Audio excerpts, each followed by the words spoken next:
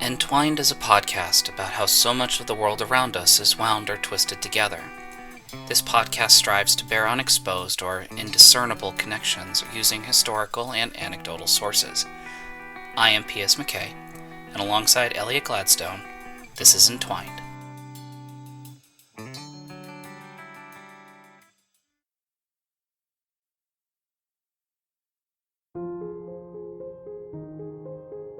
I always liked the idea of a convergence. It has a lot of range, but it's the little day-to-day things that intrigue me. Like when you suddenly are reminded of an old jingle from a commercial like, how many licks does it take to get to the center of a Tootsie Pop? And then 3 days later, a friend of yours quotes that exact same commercial, counting 1, 2, 3.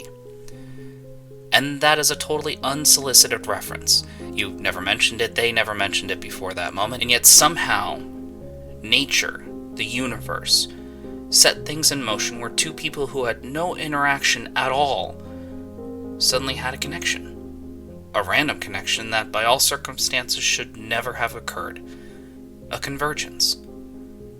I'm sure you have all experienced it one way or the other. Maybe you were humming a song in your head and your partner starts singing the corresponding lyrics. Convergences were once celebrated in society. Celebrated with a respect and many times a fear. Halloween, the one that we celebrate today, is a product of such a celebration. Halloween, All Hallows Eve, Samhain, and following the Day of the Dead are all part of a moment in society where we celebrated a convergence. A moment in the year where our world, our nature, combined with the world of the dead. It was a moment to be respected and feared at the same time. Jack-o'-lanterns are the modern product of our ancestors creating talismans or guards to ward away the dead. It was also a moment to reckon the fact that maybe a loved one, lost so long ago, may be coming back to visit you from the dark, lost land. Imagine in those times, days where we had no way to know how one got a cold, what a cold really was, or why the moon would turn red on random nights periodically every few years. We have science now to explain this and guide us, but back then, these people were no different from us now. If you somehow took one and brought them to the present as a baby, they would develop as any other modern child would. Civilization is much younger than evolution. It was a time of fear and worry, and we created stories to make sense of all these incidents. And somehow Halloween developed across many cultures as that of a night when the dead would come to our world to haunt or heal us, whatever it was that kept the idea going through civilization. We know now as science stands that such a convergence does not exist. There's no evidence of the dead walking among the living, despite your current television programming. It was all a fabrication that settled into the natural zeitgeist of our development and turned into a moment more about a night for candy and tricks. And with the dawn of science, the idea of magic has gone the same way. Where once shamans and witches were to be feared and respected, those that practice magic now are nothing more than party entertainers. For the lucky ones, they can go so far as to tricking a nation as to thinking that they can fly clear across the Grand Canyon. But the audience is more sophisticated now. They know the magician carries no such powers or abilities. It's nothing more than a trick that can be explained with logic and hidden pulleys. It's fun to be deceived, especially when you pay for the chance and knowing what you're getting yourself into. And so it goes for many aspiring magicians. Growing up, finding the way that they garner the center of attention is to use a simple card trick. Which brings me to Joe Burris. There's nothing remarkable about this man. He found a love of showmanship by honing his talents and performing magic tricks to an audience who wanted nothing more than to have fun. At some point, Joe decided that he would perform escape acts. You know, the kind that would put you upside down, underwater, while wearing a straitjacket. I had heard that's how Houdini died when I was young and growing up. Joe Burris was up and coming and thrived on the attention that audiences gave him. One will have to wonder why some who was successful in magic decides to randomly become an escape artist. It's almost like changing professions, and first you're an actor and then you decide to become a stunt artist. It doesn't really go that way very often. Yet Joe lived up to his name, the Amazing Joe. He successfully was able to escape a coffin buried under 3 feet of dirt and an additional 4 feet of wet concrete in a show in the Midwest. It resonated a certain notoriety for him. At last, he was on his way up that chain, performing what appeared to be the impossible and escaping with his life intact. After that successful stunt, he decided to do so again, this time 6 weeks later at a small family amusement park called Blackbeard's in Fresno, California. He had a crowd of 150 people that included his wife and children. There were construction crews and even police to monitor the event. A local news team was there to document it and would later be broadcast on the news. With great fanfare, dressed and shaved as someone transported directly from the 1920s, Joe Burris laid himself down into a clear plexiglass coffin.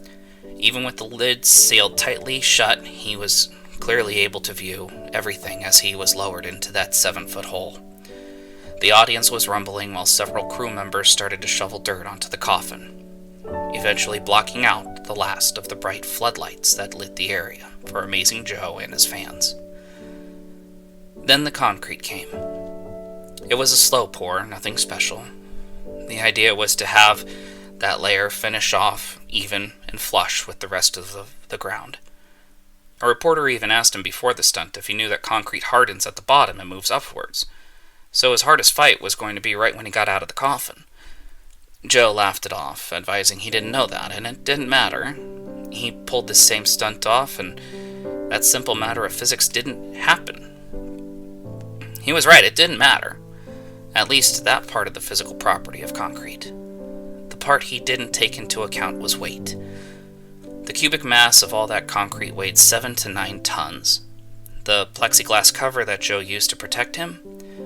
Less than an inch. When the pour was almost completed and the concrete was almost flush with the ground, a sudden suction happened. All that concrete dropped into that hole a good 18 inches. And despite the quick-acting crew and the attempts to dig a parallel hole to get him out, Joe Burris, the Amazing Joe, died from asphyxiation on October 31st, 1990. The question could be asked why he didn't die when he performed the same stunt just 6 weeks before. Well, the first time he had a reinforced concrete lid, which was able to withstand the increased weight of the wet concrete as it poured down upon him. This gave him that chance to maneuver and get out. It's not been explained why he went without the reinforcement the second time around. Perhaps it was showmanship, a kind of invincibility that energized him. Perhaps he just wanted to push the envelope. Or it could be so mundane as to the idea that maybe the manufacturer didn't have materials available to reinforce it in the first place for that fateful night in Fresno. Whatever the reasoning, it occurred, and a man searching and reaching for a dream died, doing just that, and became more famous after his death than he may have ever had while he was alive. And so a man who gained notoriety performing a sort of magic to entertain audiences became the victim of the cold, hard science that his act openly tried to mock. It was physics that killed Mr. Burris, not magic. It should be noted that Houdini was one of Joe's heroes. Not surprising when you look at his career.